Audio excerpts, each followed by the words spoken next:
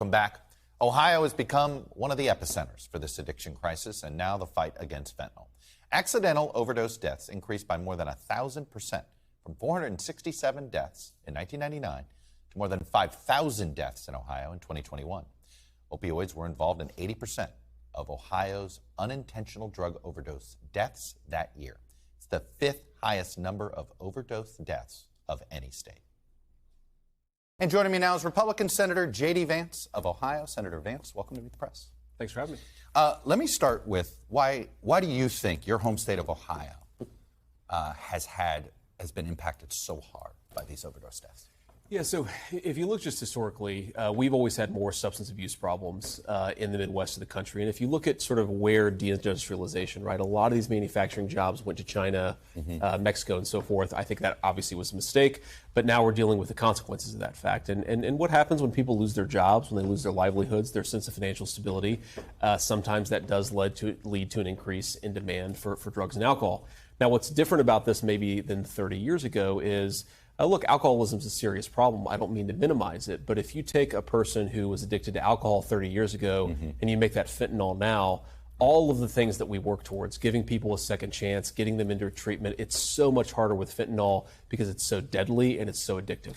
So, the demand side, it's one thing to try to kill at the supply side of things.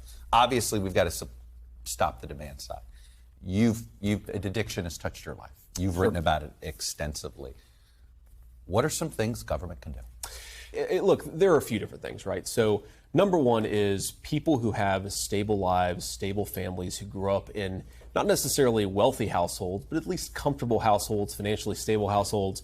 They're much less likely to be addicted. That doesn't mean fentanyl doesn't affect people from upper middle class backgrounds. Of course it does, but it's much more concentrated in people who are struggling financially. There is a very direct line between job losses to China, especially in the 80s and 90s, and the heroin and now the fentanyl problem today is a very, very direct line. So one, we have to rebuild the middle class in this country and ensure that people don't want to do drugs in the first place. The second thing here is that, of course, we want to prevent people from getting addicted, but once they are addicted, treatment is a major source of the story here. Look, 30 years ago, we went almost all stick, and we didn't go carrot when we were dealing with the cocaine and crack epidemic here. How do we, right now, a lot of the proposals are more sticks than carrots. Are we sure these sticks are going to work? I think that the carrots and the sticks, again, both of these things really, really matter. We can't overstate how different this is from crack, from cocaine, from alcohol. It's so much more addictive and so much more deadly. The most heartbreaking thing that I've experienced, I'd say, in the last couple of years, because of the fentanyl problem is you go into NA meetings, right? Narcotics Anonymous, where people are sort of taking the first, second, and third step to recovery. You go and talk to people, and you always hear this story. You hear a story about an 18-year-old girl who got addicted, got caught up in the wrong stuff, but was a year clean, was 2 years clean, was working, was thinking about getting custody of her kids back, doing all the things that we want people to be able to do in a country of second chances. But one relapse, and because it was fentanyl instead of heroin or crack, much that's deeper it. Relapse. Not even just much deeper relapse, they're dead. Right. And so many times you hear the story of people who are doing the right thing. I mean, even in my own family, I've seen people relapse multiple times. I've seen relatives who get back on the horse the seventh or eighth time, and that's what did it, right? They're 10 years clean now. We're proud of them. We're happy. Of course, that's a good story for our family.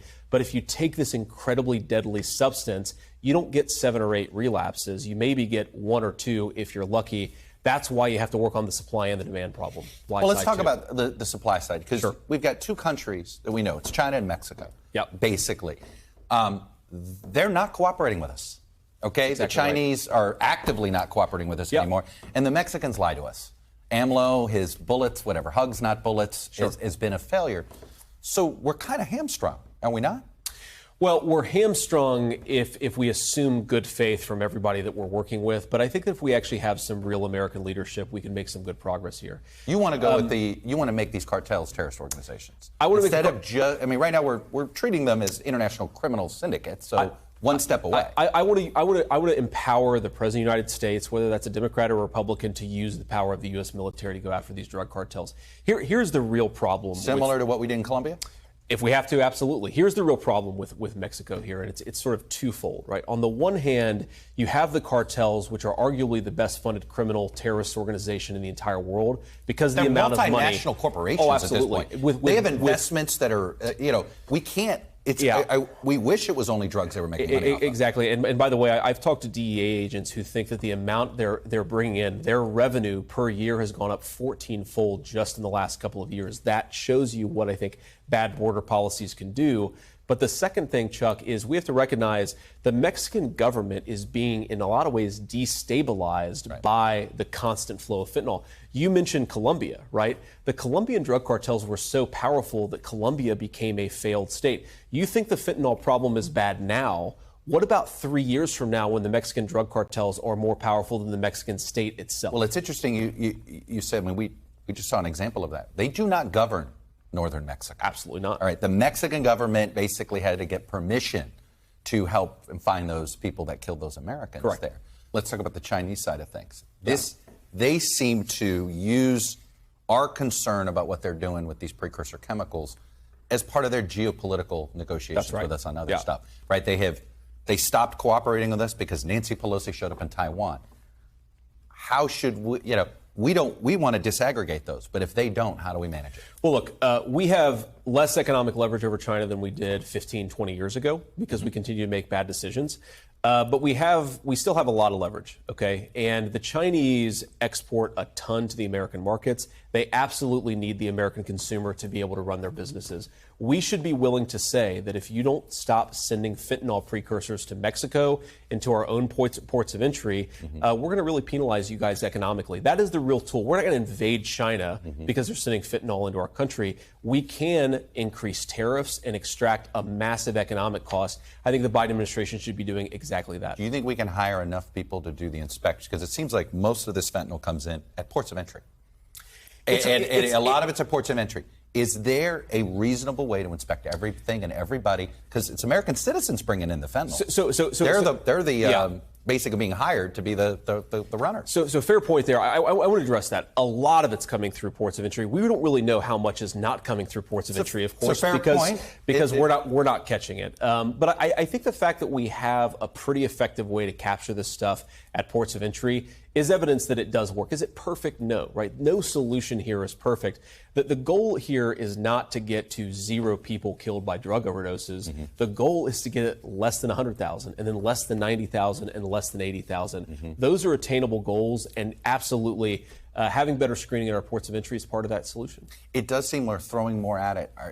When it comes to the war on drugs, is it possible when you look at Portugal, you look at what some other foreign would we tackle this better if we legalized it and regulated it? I know that seems like a crazy notion. Of course. But you look at some of the outcomes in Portugal and you think, well, maybe it's not so crazy. So I think Portugal is a very different country. And in fact, if you look at some of the strategies that have been tried in Portugal, some of them have been tried in certain municipalities in the United States. And what you end up seeing is drug overdose numbers go up, addiction numbers go up. So I think if the Portugal approach could work here, it would have frankly already worked. Look, some harm reduction absolutely matters, right? Suboxone to sort of medically assisted treatment for people who are trying to break clean of this stuff. All that's part of the equation. But I think that if we believe we're going to solve the opioid problem by handing out needles, we're going to make the problem worse. And in fact, we're already seeing evidence that we've done this. So no, I don't think that's the solution. But I do think that we should follow the evidence wherever it ultimately leads here. Legalization's not going to help, but maybe doing medically assisted treatment more and making that more accessible, that's a good solution. Senator J.D. Vance, Republican from Ohio. Thanks for coming on and sharing your perspective with us. Thanks for watching our YouTube channel. Follow today's top stories and breaking news by downloading the NBC News app.